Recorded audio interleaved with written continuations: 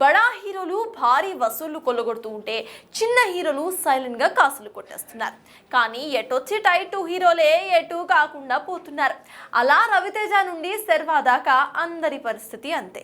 మరి చేస్తున్న ఈ సినిమాలైనా వాళ్ళకి హిట్ ని ఇంట్రడ్యూస్ చేస్తాయా? ఫ్లాప్ల పరంపరకి ఇకనైనా ఒక ఎండ్ కార్డ్ పడుతుందా?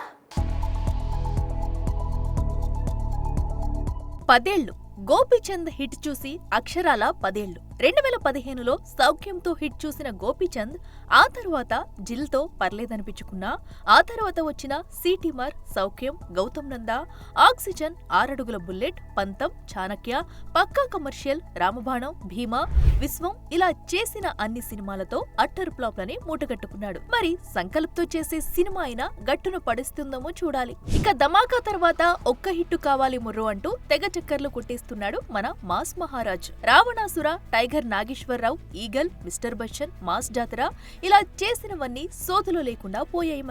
మరి పొంగల్ బరిలో దిగుతున్న భర్త మహాసాయులకి విజ్ఞప్తి అయినా రవితేజ విజ్ఞప్తిని ఆలకిస్తుందో లేదో. ఇక హిట్టేది అంటే అప్పుడెప్పుడో 2020లో వచ్చిన భీష్మ సినిమానే వలవేస్తున్నాడు Nitin.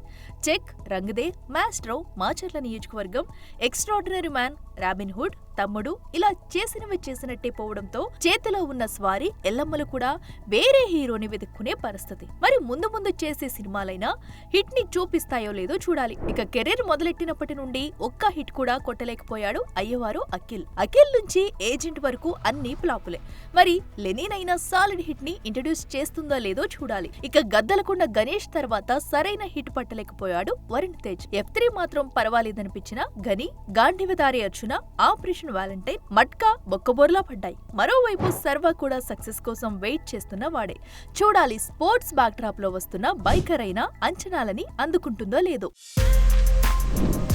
For more videos like this, subscribe Big TV channel.